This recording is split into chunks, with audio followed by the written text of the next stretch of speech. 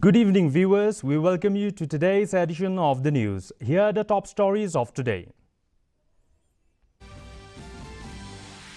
Chief Minister Conrad K. Sangma inaugurates state-level Chief Ministers Youth Engagement Program 2025 at Nehu.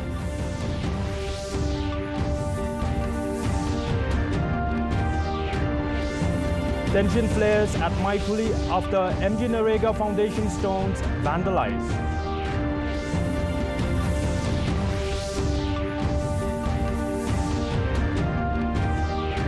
DSF Meghalaya reports rupees 29 crore seizures for 149 illegal entrants detained in 2025.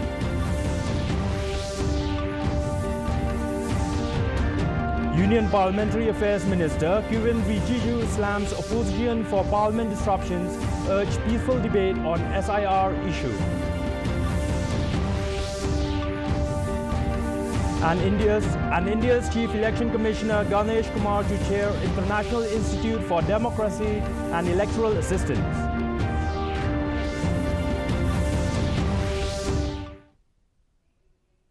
The news in detail. First, the local news.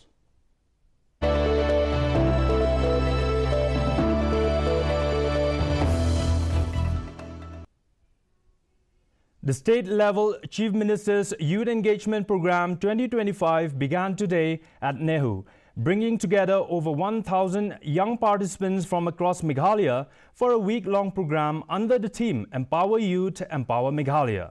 Inaugurating the event, Chief Minister Conrad K. Sangma said meaningful opportunities and exposure within the state can shape the future of youth. The week-long program features contests in culture, arts, literature and science and technology to build leadership and confidence.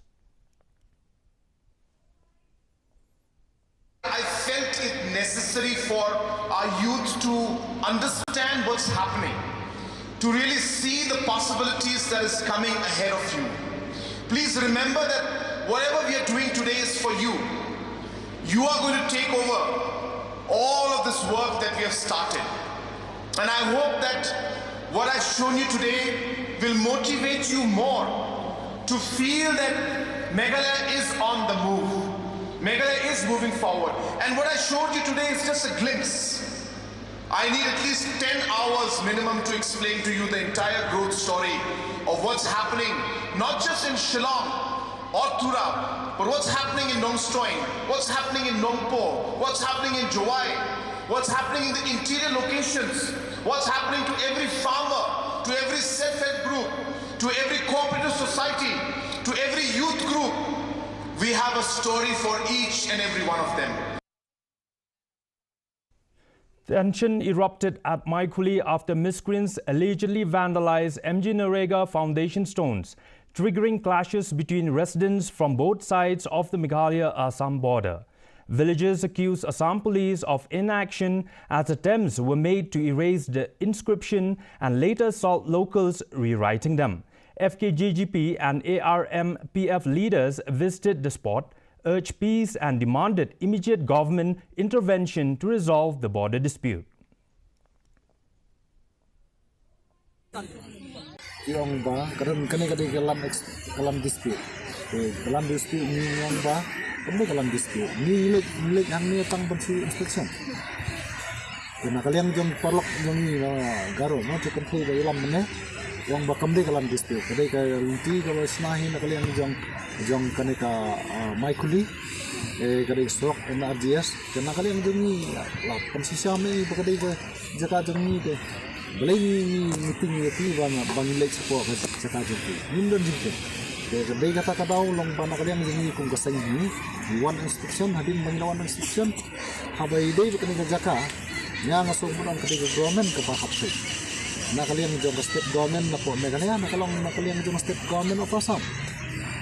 Panura ay gidin sungsungay bro artli bijat madriw nagaday ng kaliang jong Assamese lakaday na po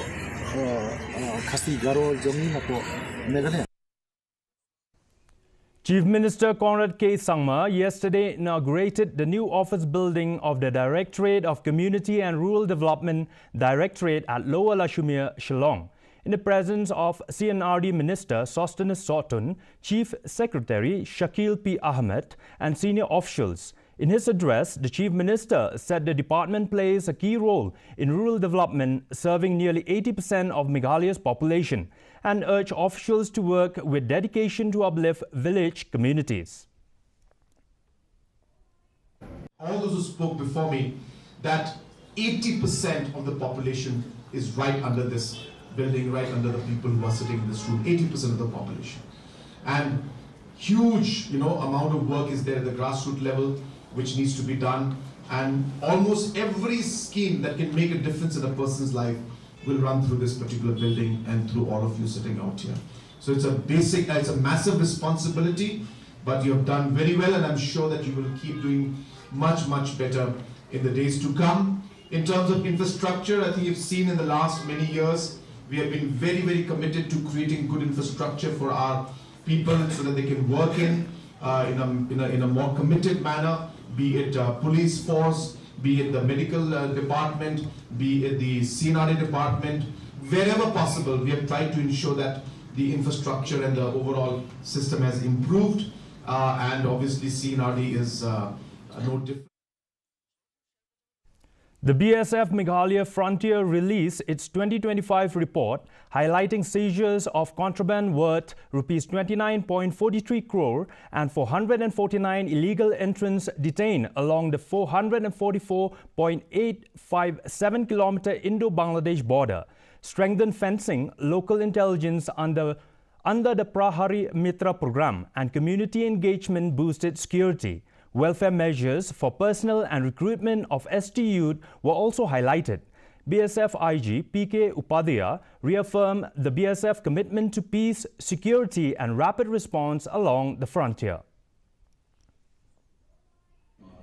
An international border spanning 444.867 kilometers. Despite difficult terrains, adverse weather conditions, and remote operational locations, Meghalaya Frontier BSF has relentlessly worked to maintain the sanctity of border, combat trans-border crimes, and support counter-insurgency efforts wherever required. During the period of January 2025 to November 2025, huge quantity of contraband items worth 29.43 crore have been seized by the active and vigilant border security force troops, out of which we could be able to seize yaba tablets, ganja, fencidil, liquor, cattle, saris, and other miscellaneous items.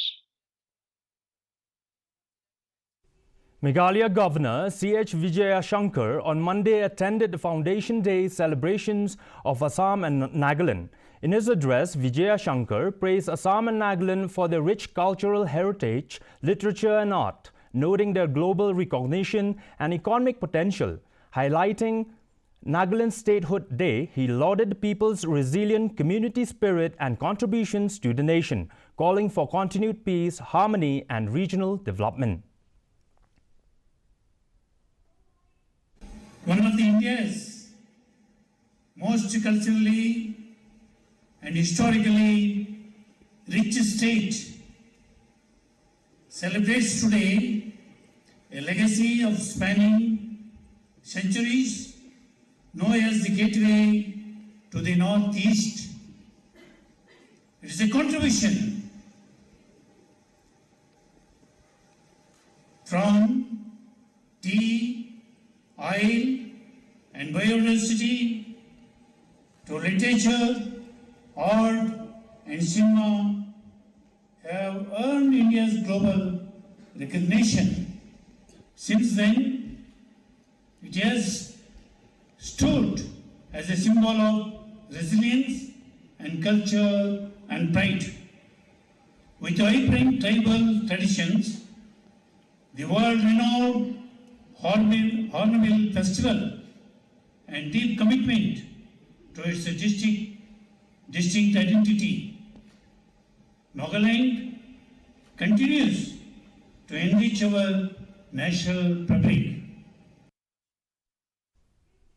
Village leaders Umnyang Bernai Parila, along with the Ribhoi Youth Welfare Organization, have submitted a memorandum to the DMHO demanding transparency in grade 4 recruitment at the upcoming Umnyang Bernai MCH Center.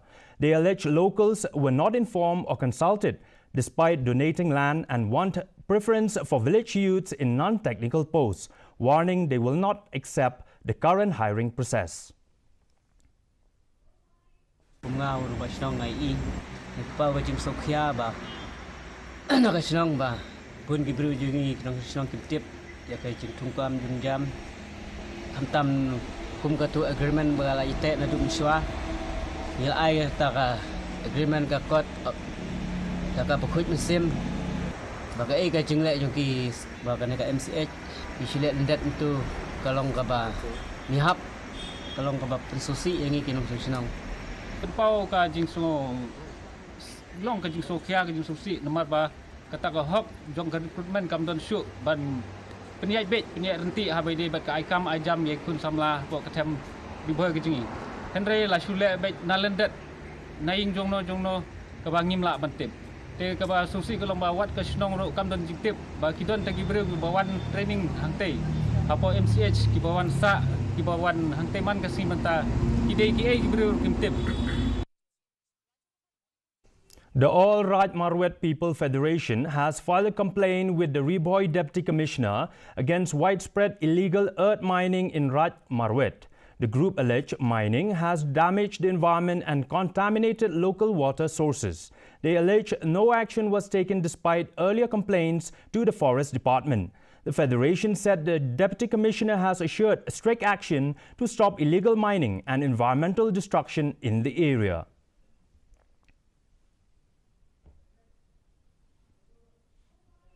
People just met me. They are from all Ride Marwet People Federation. They met and submitted one complaint regarding some alleged illegal earth cutting activities going on in Maithili and nearby villages. Per se, it falls in the domain of DFO territorial. So we have just received a complaint. We'll have to ascertain the facts. So I'll forward the matter to DFO and seek inquiry report from them to be able to proceed further. I'll have to check if it is still valid, because generally these orders issued under section 163 are valid for 6 months. So we had issued orders during monsoon season, especially in light of the landslides that are triggered because of the uncontrolled earth cutting activities or unscientific earth cutting activities across near the highway regions and PWD roads. So that order was passed with regard to controlling the landslides that may be triggered because of these earth cutting, but then whether they are still in operation or not, that will have to check. Acting on a tip-off, the Anti-Narcotic Task Force last night raided Seven Sister Hotel and seized suspected heroin from 2 rooms. 3 persons were arrested from the hotel. A follow-up raid at Polo led to another arrest and recovery from a shop. In total, 4 persons were arrested and 5 soap boxes were recovered, weighing 72.93 grams.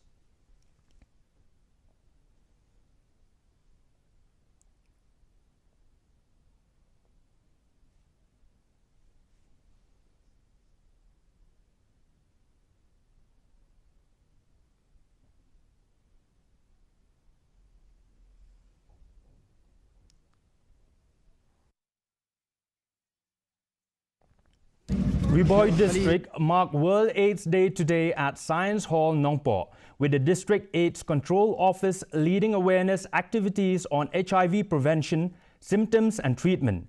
Cabinet Minister Sostin Sotun and DC Abhilash Baranwal were present, along with health officials and nursing students. Dr. E. Kalwing, District AIDS Control Officer, highlighted that Meghalaya has around 10,000 PL-HIV, including 782 in Ribhoi, and urged collective community efforts to combat stigma and support proper medical care.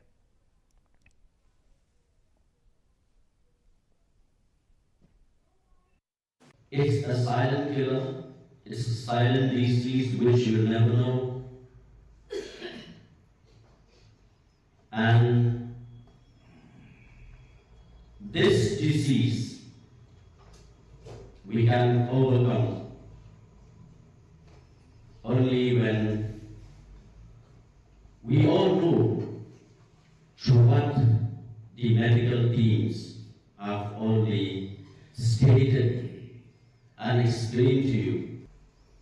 with medical terms and the awareness that each and every one of us, we should follow the right direction as explained by the medical officers. The All Meghalaya Muster Roll Progressive Workers Union today held a public meeting at Megafet Hall, Nongstoin, with workers from across the state. The meeting was part of a series of awareness programs aimed at clarifying and communicating the union's demands to members in all districts. The GAC leaders addressed the workers and highlighted the ongoing efforts to resolve issues with the state authorities.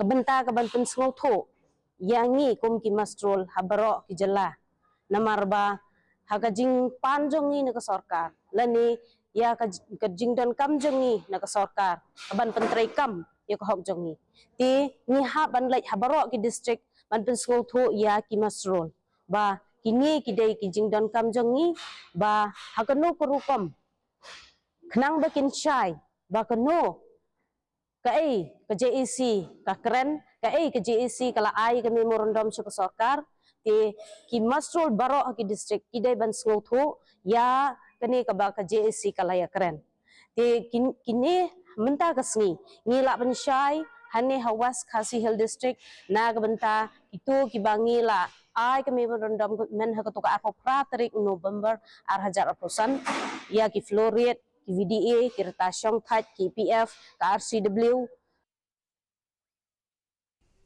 The District Institute of Education and Training, Thalasken, today concluded its Silver Jubilee celebration with the unveiling of the official souvenir cover by the chief guest. In her address, Assistant Commissioner Lizana B.R. Marak lauded the Institute's 25 years contribution to teachers' education, saying it has shaped educators who continue to impact young minds across districts. She urged renewed dedication to innovation and community service as the institution enters its next phase.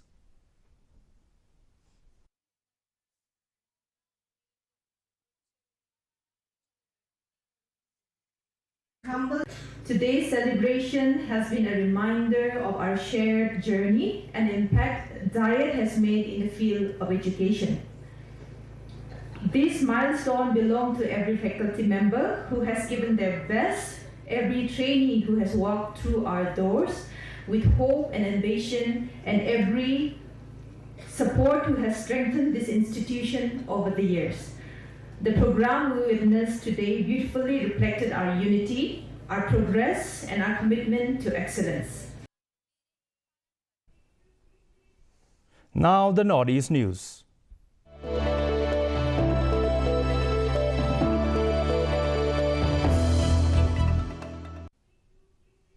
Assam today observed Assam Divas in honor of Cholong Sukapa, founder of Bor Assam and the Ahom Kingdom that unified the state over 600 years ago.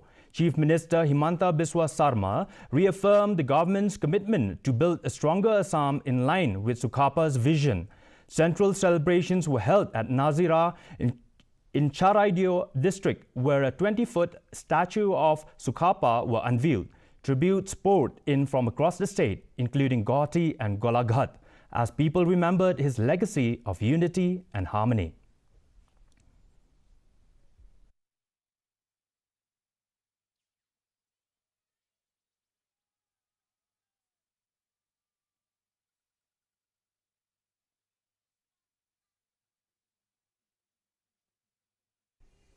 Moving on to the national news.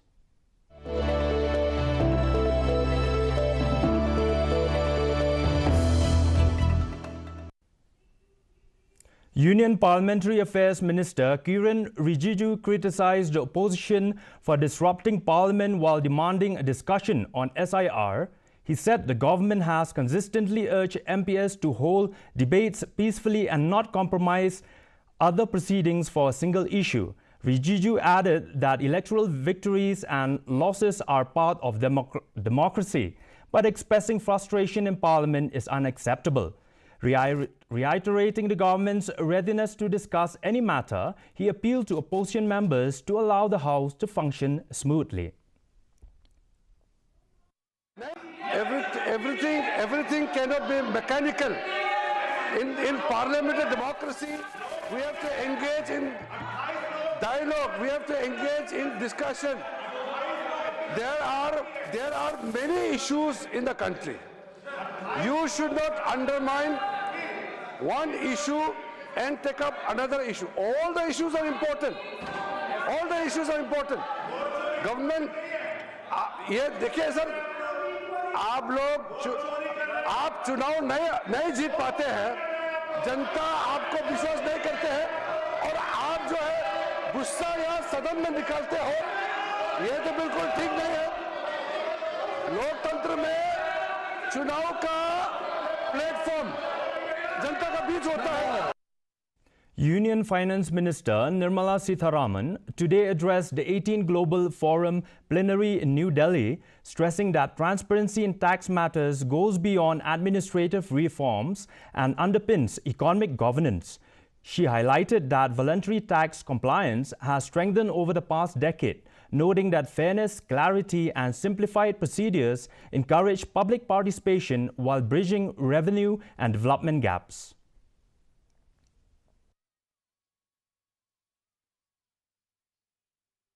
When national wealth escapes legitimate taxation, it creates not only a revenue gap, but also a development gap. For developing countries, this effect is particularly significant. Every rupee or dollar mobilized through transparency can help improve lives. It is therefore important to view transparency not only as a compliance tool, but also as a foundation for sustainable development and fiscal resilience. India's domestic experience reinforces this understanding. Over the past decade, we have been seeing a visible strengthening of voluntary compliance. Citizens are more willing to participate when they are certain that the system rewards honesty and acts firmly against evasion. Chief Election Commissioner Gyanesh Kumar will assume the chairship of International Institute for Democracy and Electoral Assistance on December 3, 2025, on behalf of India. For the first time in its 30-year history, the global body of 37 democracies has invited India to lead the organization, citing the country's consistent record of conducting free, fair and transparent elections. The development is being seen as a major international endorsement of India's electoral system and democratic institutions. The world recognizes successful conduct of free, fair and transparent elections in India. And therefore, for the first time in its history of 30 years, the prestigious group of 37 democratic countries of the world have invited India to chair the International Institute for Democracy and Electoral Assistance, International IDEA. This is a moment of immense pride for all the citizens of India and for all the election officials. Jai Hind, Jai Bharat. Let's look at international news.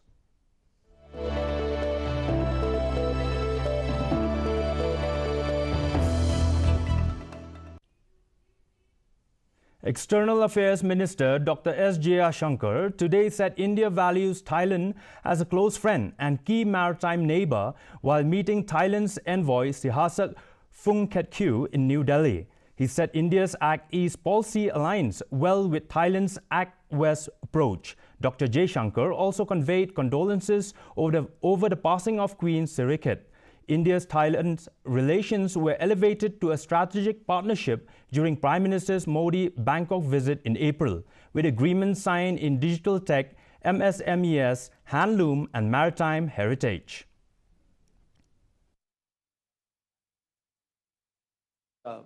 India and Thailand have historically shared close and friendly ties. We value Thailand as a long-time friend, apart from being a very important maritime neighbor. India's Act East policy has found a sort of a match in Thailand's Look West policy. Our ties were elevated to a strategic partnership during the visit of Prime Minister Narendra Modi to Bangkok in April 2025 for the BIMSTEC summit and for his official visit. Several agreements, including in the field of handlooms and handicrafts, digital technologies, MSMEs, and maritime heritage, were signed on that occasion. And in sports news,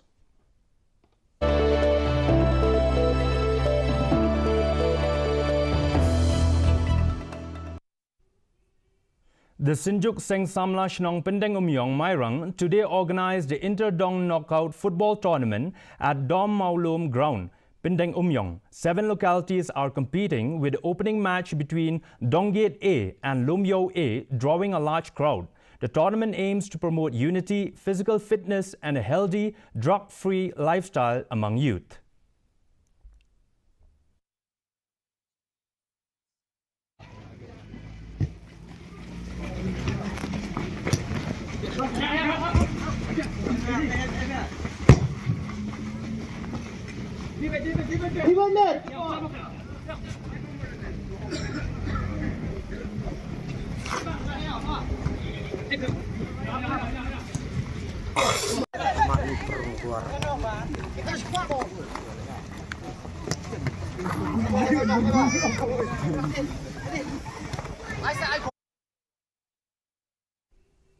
The Indian junior women's hockey team started the FIH Junior Women's World Cup campaign in style, crushing Namibia 13-0 in Santiago.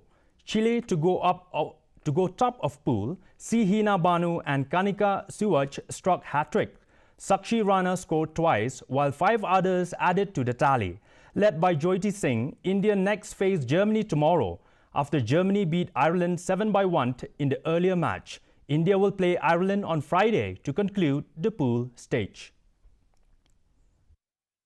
Pulls it back, through the legs it comes. Cartwright comes, but doesn't get that, and it's turned in by Sonam. And India have, 4 in 4 to really take this game by the scruff of the neck. That one just felt like showing off the ball through the legs.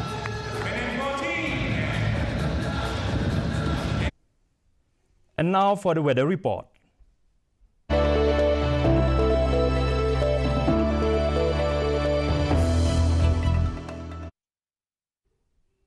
First, let's take a look at the weather report in Tura. Minimum temperature 13 degrees Celsius, maximum temperature 25 degrees Celsius, the relative humidity is 69%. Moving on to Shillong, minimum temperature 8 degrees Celsius, maximum temperature 20 degrees Celsius, the relative humidity is 73%. Meanwhile, in Jawai, minimum temperature 10 degrees Celsius, maximum temperature 20 degrees Celsius, the relative humidity is 78%. And the forecast in Tura, Shillong and Jawai says that cloudy sky most likely to occur.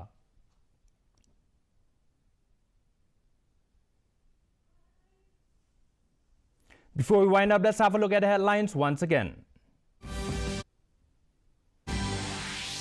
Chief Minister Conrad K. Sangma inaugurates state-level Chief Ministers Youth Engagement Program 2025 at Nehu.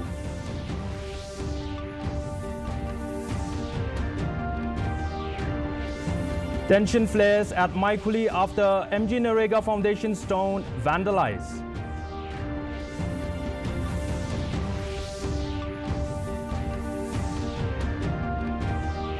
BSF Meghalaya reports Rupees opposition for parliament disruption urge peaceful debate on SIR issue.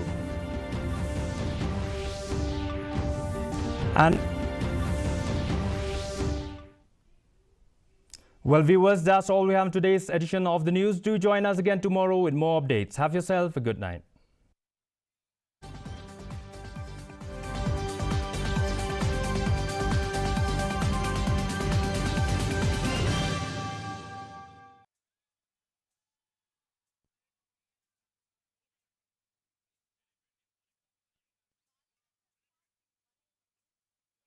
Tax Second Amendment Bill 2025 with the Rajya Sabha returning it to Lok Sabha today after discussion. The bill will amend the Manipur Goods and Services Tax Act 2017. It will replace the Manipur Goods and Services Tax Second Amendment Ordinance 2025 which was promulgated in October this year. Minister of State for Finance Pankaj Chaudhary had moved the bill in the House today. Which is a very big step in administering the GST.